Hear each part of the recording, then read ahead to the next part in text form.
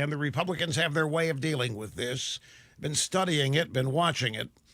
The thing that you have to keep in mind, folks, and flashbacks are relevant in one sense. Both Pelosi and Adam Schiff, within the past 9 months, both vociferously said that they didn't want to do impeachment. I didn't believe them when they said it. It doesn't matter what I believe. They said it. I think they said it to set everybody up. I think they trying to set the table. No, we don't want to impeach. We have no desire to impeach. They've wanted to impeach since Trump was elected. They've wanted to get rid of him, and that's all this is since election night of 2016. You could say the reason why this is important, they won the House because of the Mueller witch hunt, folks. They won the House. A bunch of Republicans retired in fear or because they were going to lose their committee chairmanship. So 55 Republicans retired in 2018 because they bought into the notion to one degree or another that all hell was going to break loose and they didn't want to be in the minority. And so they had a self-fulfilling prophecy. But you have to say that the Democrats won the House based on this whole manufactured nothing that was the Mueller investigation. And they're trying to do it again with this Ukraine thing. Now they're trying to win the presidency, all of it aimed at getting rid of Donald Trump with yet another hoax or witch hunt or what have you. So the argument has now settled on how should the Republicans deal with this. Should they deal with it by criticizing the process? Should they deal with it on the substance? Should it be a combination of both? Because they're going to have to deal with it. You can't beat this back by telling everybody what a nerd and an idiot and a dishonest guy Schiff is. Isn't going to work. You can't beat this back by trying to tell everybody that Nancy Pelosi's mean and is a partisan. Washington. The Democrats don't like us. They don't want us around. They won the House of Representatives. They get to determine what an impeachable offense is. If they want to impeach Trump for eating a ham sandwich on a Jewish holiday, they can do it. And it's silly to try to beat it back on that basis. I mean, it can be part of the recipe, but it shouldn't be the entire focus. I think too many people lose sight of what this is. There's a danger in suggesting that we need to respond on substance, because responding on substance thereby validates their premise. It validates their allegations. But you have to do it to some extent. I'll give you an example. I'll give you an example of how to respond to this in substance. Mike Pompeo did it last night. It was on the Fox News channel. Now, what's Trump supposedly in trouble for? Well, because he called the president of Ukraine. And the story is that he threatened to withhold aid unless the president of Ukraine dug up dirt on Biden and his kid. Forget that's not what happened on the call. But that's what the story is, and that's what the media narrative is, and that's what most people are going to hear. That's not what happened on the phone call, and the bottom line is that no aid was denied. Ukraine got its aid, and there still has not been a Ukrainian investigation of Biden and his kid. So if that's what Trump wanted, there could not have been a quid pro quo, because Trump hasn't gotten what he asked for, but Ukraine has. Ukraine got their money. Ukraine got their aid. Far as I know, they haven't dug up any dirt on Biden and his kid. Okay? Well, now, when did Ukraine not get its money? Well, the answer to that's Barack Hussein Obama.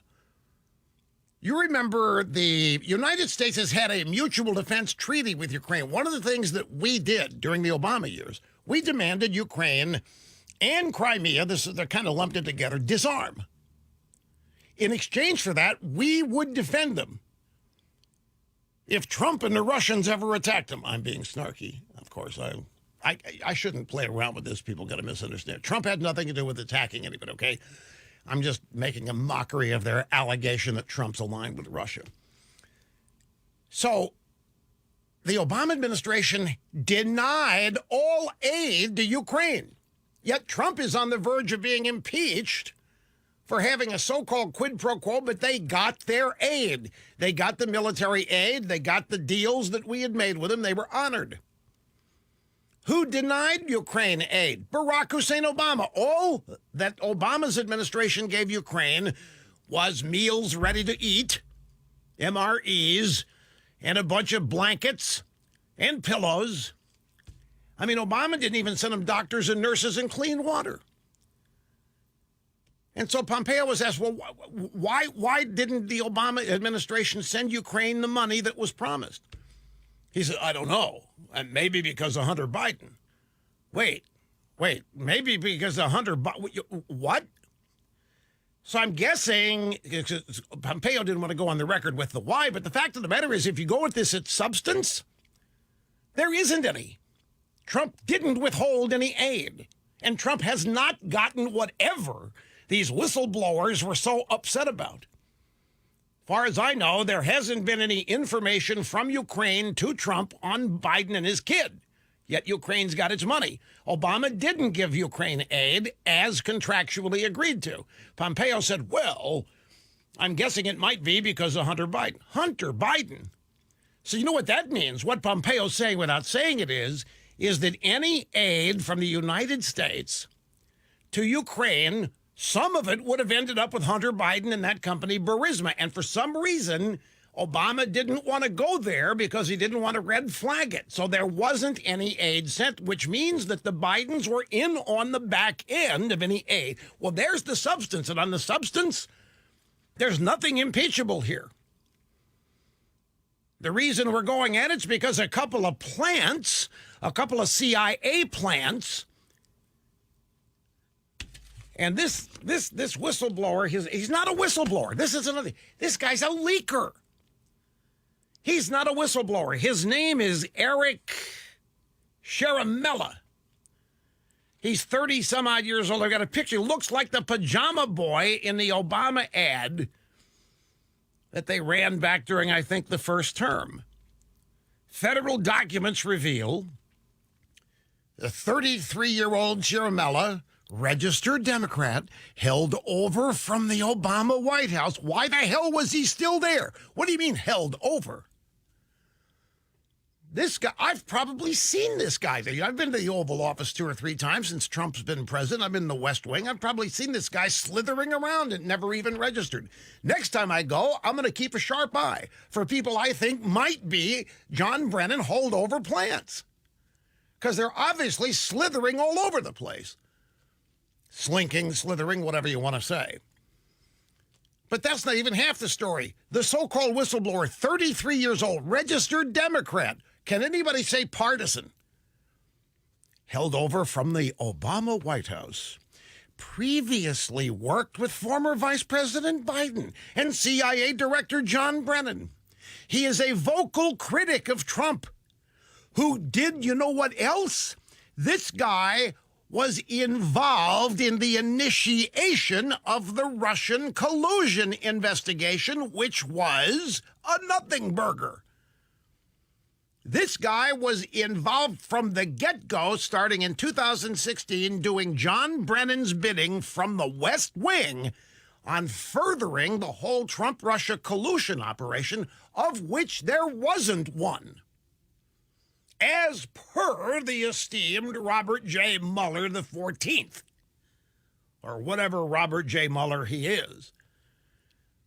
So this pajama boy, and they don't know, they don't want us to know who he is for these obvious reasons. Now, Schiff and his buddies are, well, we don't need to know the whistleblowers. We don't need to really hear from the whistleblower. Of course we don't. Now that and everybody's known who this guy is for weeks, folks. Trump has known, Trump aides everybody's known who this guy is. For some reason, beyond me, his name didn't leak. And that's a classic illustration of the swamp protecting itself. There's another reason. This guy nobody would be impressed by this guy. He's a kid. And I don't mean to be insulting 30-year-olds. Do not misunderstand me here. But he's not. When you hear CIA agent, embedded CIA agent, if you think spy, national security, you think grizzled veteran, not somebody who doesn't shave but twice a week. He'd be totally unimpressive as an image witness. He's a left-wing government leech. Ciaramella is. He hates trauma. Trump, he loves Obama. He's from the Ivy League. They're a dime a dozen in government. The Ivy League is a factory for these kinds of guys. Fearing their anonymous witness could be exposed, Democrats this week blocked Republicans from asking more questions about him and intend to redact his name from all deposition transcripts. Too late. Everybody knows who he is. And in Vindman is from the same pedigree. They're all part of the CIA or the John Brennan, Obama's CIA director, is the puppet master for all of this. And these guys are feeling their oats now. They came out, they had an appearance at the National Press Club last night that the C-SPAN televised. We have some audio sound bites. They're really feeling their oats. They're now bragging. They're from the deep state. And they're doing the Lord's work. And thank God for the deep state. Deep state is protecting what? The American people from the American people. The deep state's making sure that when you don't do what they think you should do, they're going to undo it, which is all this is. I don't mean to minimize it. This isn't about impeachable offenses. It's just the latest in a never-ending line of efforts the Democrats are making to get rid of Donald Trump by way of overturning the election results of 2016. And as long as there remains a reluctance to defend Trump, the longer this thing is going to go on. And they're starting to be cracks in the dike. I'm reading things, well, you know what? Republicans are going to have to make up their minds whether they're going to fish or cut bait. People are suggesting Republicans better make plans for the future and arrive at a theoretical point in the future where they abandon Trump. This is some of the advice that's coming now. Because one of the popular bits of conventional wisdom is the reason why Pelosi and Schiff, who they said months ago were not in favor of impeachment, now are. Pelosi didn't want to vote for impeachment because of the new members of her caucus that were elected in Trump districts. She didn't want to put them at risk. She didn't want to put her House majority at risk, so she didn't want to go for impeachment. Now all that's out the window. So something has changed to make Pelosi go ahead and do this today. And it's one of two things, and maybe there are other options. It's either she's lost control to the mad demands of her fringe base, or they think they have something else. Remember, we never know everything. So it's entirely possible that Schiff and Pelosi have what they think is another bombshell that's going to destroy Trump, just waiting for the right time for them to announce it or unload it. And that the fact that they think they have this has given them confidence to go ahead and call for the official inquiry vote today, because they now no longer fear losing elections in Trump districts. Now, I think that is something that Pelosi and her leadership are trying to push with the media. I think all of this continues to be an illusion. There isn't an impeachable offense as people would think of it. Now, again, the Democrats who run the House can say anything is an impeachable offense. They can go for this for any reason they want. And I'm not exaggerating. High crimes and misdemeanors is a wide open, waiting to be defined claim by any House in any year. And this is a total House of Representatives move as an institution. So the Republicans in the House have decided that one of the ways to beat this back is to complain that they're not being treated fairly, that they're not being allowed in the committee hearings, they're not being allowed to ask questions, that Schiff is telling witnesses not to answer various questions, which nobody is seeing. Nobody is seeing that happen. Nobody is seeing this unfairness of Adam Schiff. What they are seeing is Republicans complain about it. Now, I don't know about you folks, but how do you respond to whining? Does it compel you? Does it infuriate you? Does it make you want to join forces with whoever it is that's whining? Or is your reaction, grow up? Because after all, elections have consequences. This is what happens when you elect Democrats. This ought to be the message. Why is it so hard to defend Donald Trump? It's not hard to defend Donald Trump because in the process, we're defending us. We're defending ourselves. We're defending everybody that voted for him because that's who's really under attack. Trump is a transient figure. He's only going to be here maximum 8 years. People that voted for him are going to go on and on and on and hopefully grow and grow and grow. The attack on Donald Trump, he's a surrogate for their hatred for us. And our unwillingness, not mine, of course, but the people I'm referring to, unwillingness to defend Trump is the same as being unable to defend their voters. Steve Scalise was responding. This is Soviet style. He had a poster out there when he was speaking on the floor of the House. Soviet-style tactics. You know, I know how rotten the Soviet Union was, and that didn't play with me. And I'm thinking of the polls, 30% of millennials want communism, 70% of millennials think socialism's okay. So you throw a poster at them, Soviet style, you may get some supporting the movement, because Soviet style may not be that bad a deal to some of these young people. But who knows what Soviet style is? It took us 30 years to educate people on what Soviet style was, and it still took the Berlin Wall falling to defeat them. Their own implosion is what defeated them, not our persuasive rhetoric. I got to take a break. Just saw the clock. Hang on. We'll be back. Just getting warmed up here, folks. Name in talk radio. For leaking negative stories about Donald Trump. He was kicked out. He's the whistleblower. He did not hear the phone call. Vindman told him about the phone call. This whole thing is a setup.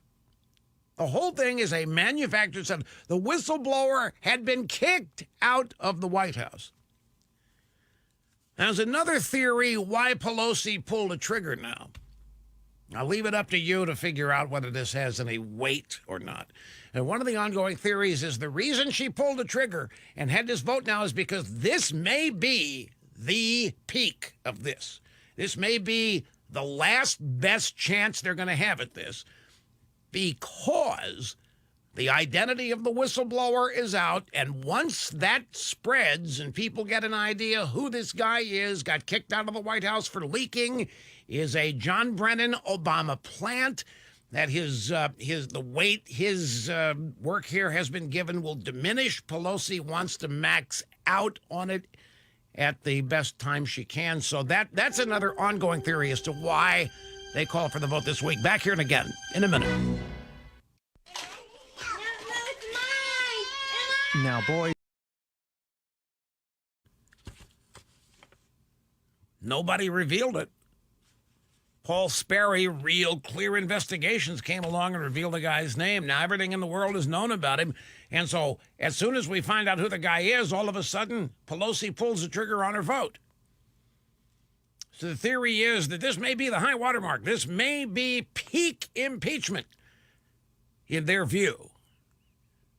It's also possible that they're holding something else. You know, I've learned from watching these people that you never know. In fact, this is a truism about all of politics. You never know everything. Whoever's involved in reporting news or making news, you never know everything. Somebody's always holding something back. Like the October surprise has become a predictable feature of presidential campaigns.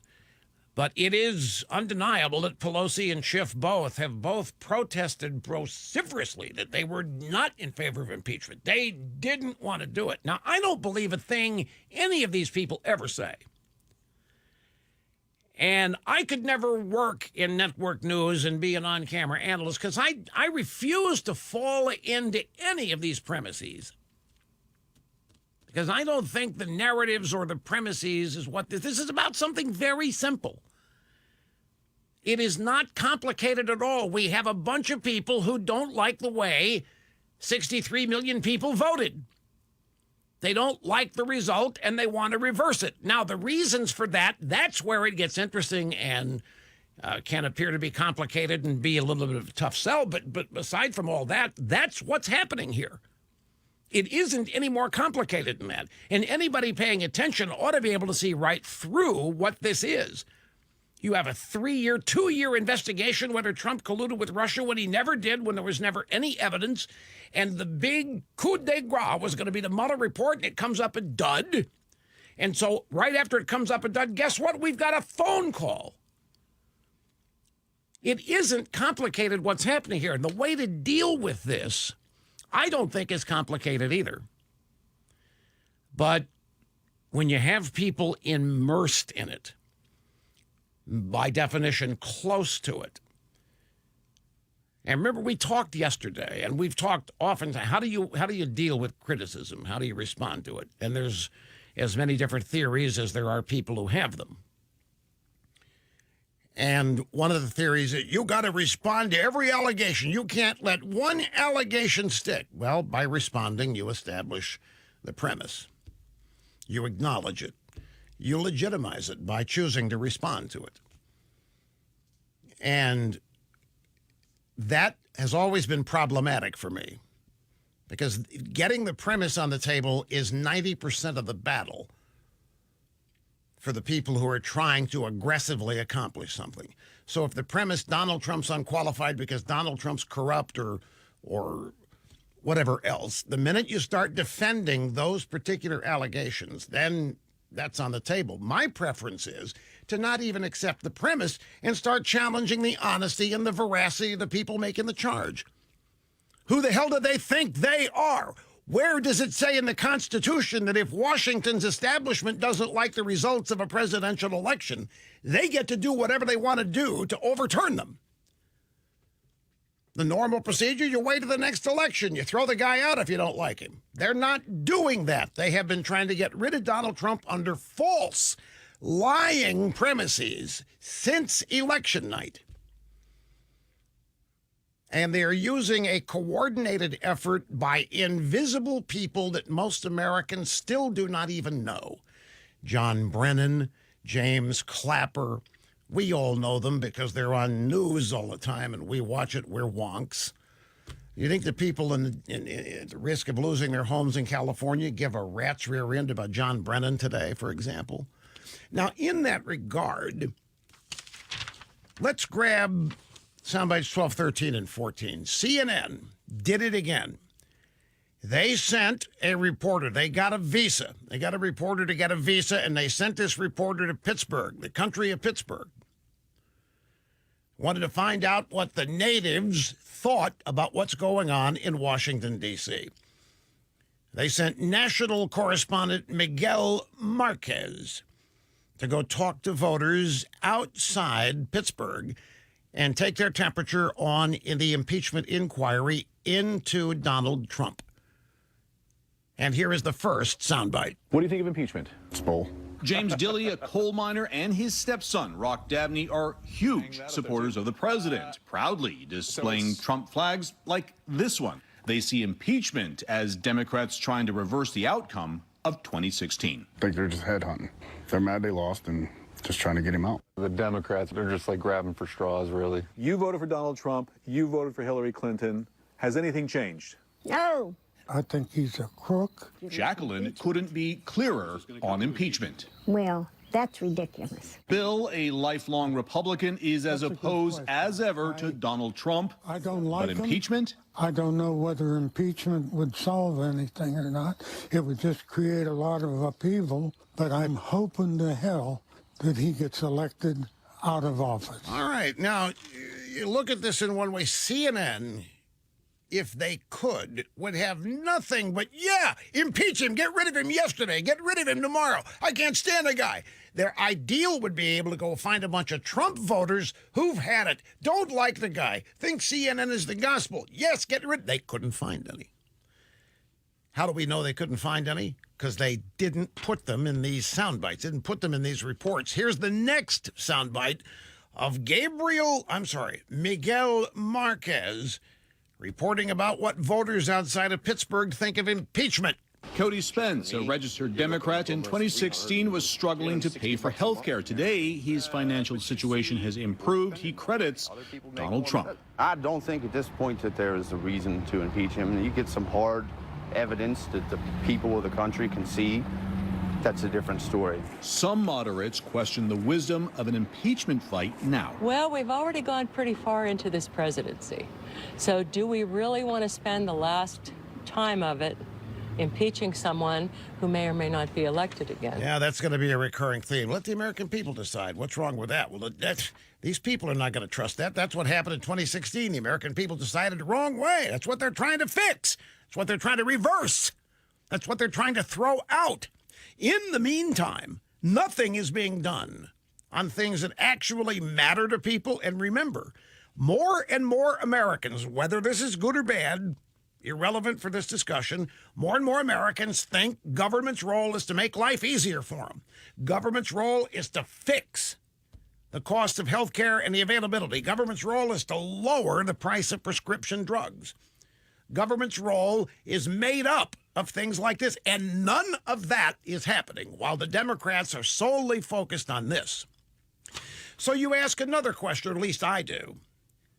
So the Democrats are not connecting, at least with the people that CNN dredged up in the foreign country of Pittsburgh. They're not connecting. Even the people that hate Trump, I don't have it. So what are the Democrats doing? In other words, who is the audience for what the Democrats are doing? Do you think these people know about the whistleblower? Do you think they've heard his name? Do you think they know the whistleblower is a pajama boy from Harvard? Do you think they know that the whistleblower came from John Brennan and the CIA as an Obama holdover? Do you think they know this? No. Nobody's reported that until today. They don't know diddly squat about it. Yet the media has sung the praises of the whistleblower. Oh, we must listen. Oh, we must preserve his identity. Oh, this man is a godsend. Oh, this man is exactly why we have people in government doing the Lord's work, and blah, blah, blah. So who is the media's audience for this? It's not, contrary to what people might think, it's actually not the American people. They are not attempting to literally inform the American people. They're trying to hoodwink them. They're using the grandiose nature of process to try to sway people. This is big. Donald Trump is bad. Donald Trump is dangerous. We've got people all over the government standing up privately, anonymously, saying Donald Trump is bad. But they don't dare put a name to whoever's doing it. They don't dare try to persuade with the reputation of the guy. They don't dare tell the American people who this person is and where this person came from and with whom this person has worked for most of his time in Washington. Oh, no, they don't dare do any of that. So who is their audience? Their audience, folks, let me tell you who they're trying to bamboozle. The Republicans. As is always the case, they are attempting to intimidate and frighten and dispirit the Republicans in Washington. That's where this ammunition is being fired. And when they start to see Republicans in Washington say, you know, the Republicans better get ready here. They better have a plan down the road where if this and that happens, they got to be prepared to abandon Trump. That's what they're trying to do here, folks. And that's what happens when you make the mistake of accepting their premise instead of not accepting the premise and throwing a charge right back at them that they are the ones who are illegitimate, that they are the ones thwarting the will of the American people, not Donald Trump. That they are the ones not doing the work they were elected to do. They are not representing the American people. They are not in the slightest bit interested in the American people, in truth. They want people to be there doing this for the American people, for the sake of the Constitution, for the sake of the country. They're doing everything for the sake of themselves. They're spending taxpayer dollars on themselves. Because they can't believe the guy beat them. They can't believe they still haven't been able to get rid of him. They are doing as much of this behind closed doors as they can because they don't actually have faith and confidence that the case they're making would persuade the American people. Thus, they have to create this gigantic, grandiose illusion that all of Washington is alarmed. All of Washington is feverish pitch. The country is in a very precarious position with Donald Trump in the White House. Drastic action, immediate drastic action necessary. This is what they're attempting to create. And their audience, the Democrat audience and the media audience, is the Republicans. Now, don't misunderstand. Of course, they know they're going to need public opinion, ultimately. But my friends, I don't think they care, ultimately. They're going to go through with this regardless where public opinion is because they're now committed to it. The fact of the matter is, the people in our government who do not care about public opinion, precisely the Democrat Party and the American left, they are the people who govern against the will of the American people. You didn't want Obamacare, and you didn't want to not lose your doctor. You didn't want to not lose your coverage, and you didn't want to pay a bigger premium. But all of those happened even after you were lied to about them. These are the people governing against the will of the people. This is my message anyway. These are the people thwarting the will of the people. These are the people not interested at all in the will of the American people.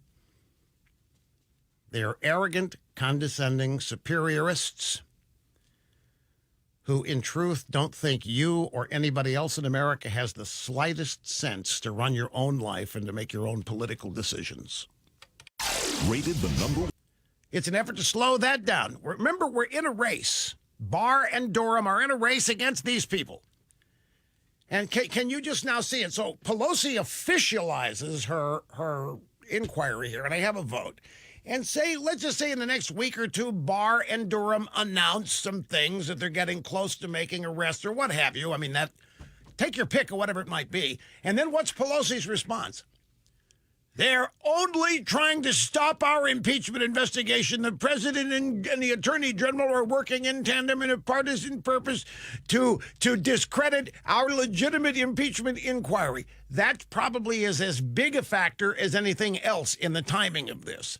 Because make no mistake about it, if just one of these people, McCabe, take your pick, Strzok, Smirk, if just one of these people flips, if just one of them flips in an interview or after having been indicted, that starts a whole house of cards. In other words, these people are going to have to ask themselves, James Baker, the FBI, McCabe, Strzok, Smirk, Page, do I want to go to jail for James Comey?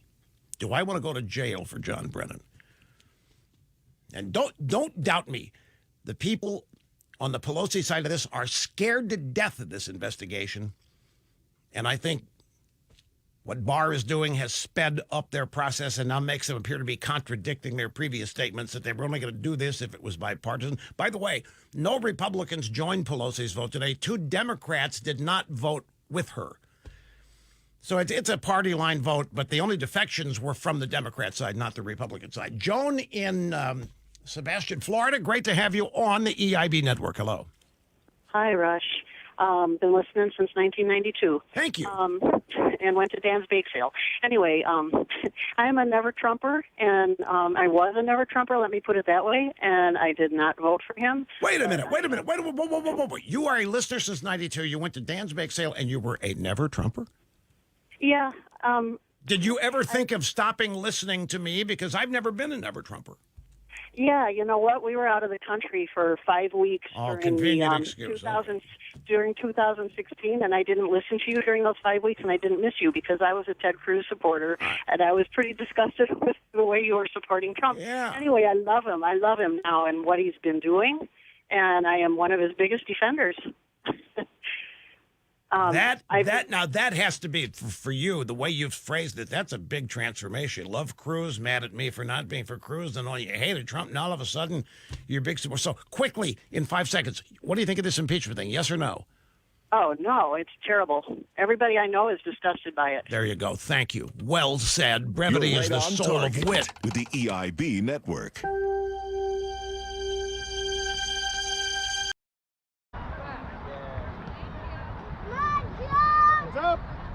Papa, shoot!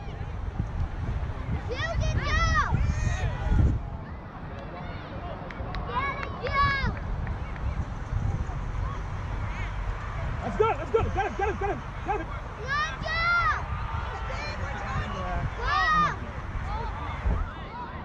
Back, Sarah! Sarah, come back here. Back! Ref, come on, let's go! Back! The ref just told you can go harder. Let's go! Julia, get your sock. Sarah, I would get your sock. Guys, you gotta start going harder! Let's go! When the game's over.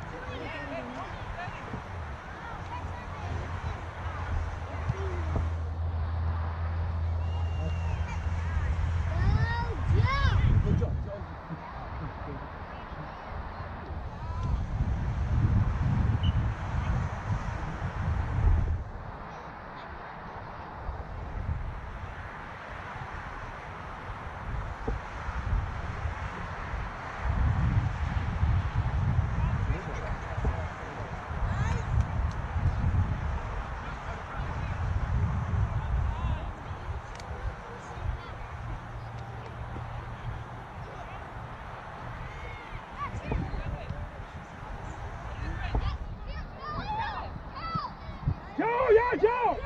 Joe, go, go! Okay, Connie got a corner. Connie got a corner. Good, good. Yeah. 好，往前走，没时间，往前走了，往前走了，往前走。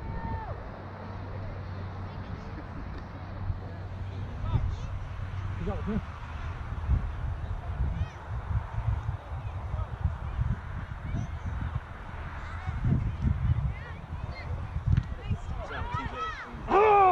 What?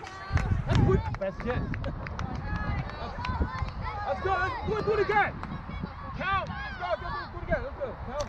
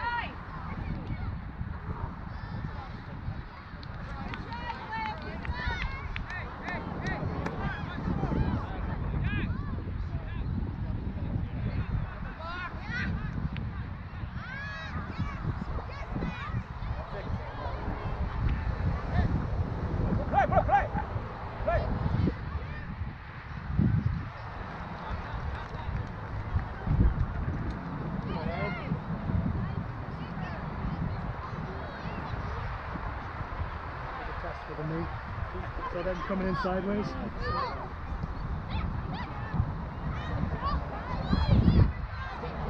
Oh, that's good. Good job, Ivy. Ah, come on! There's no need for that.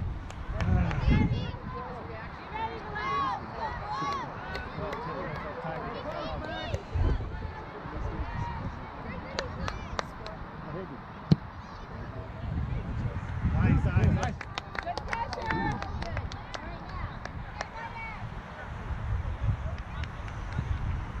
There you go. Come on.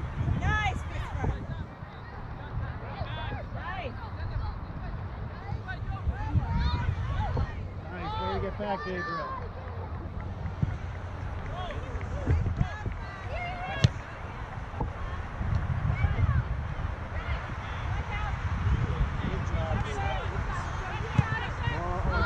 Right there, Brady.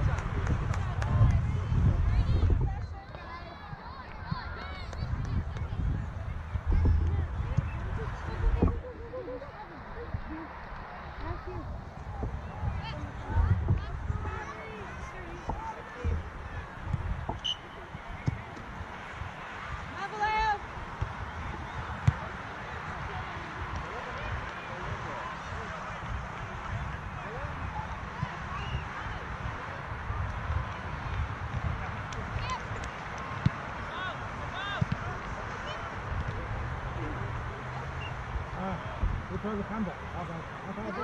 And let him play. Jack, let him play. Let him play. Jack, that's fine.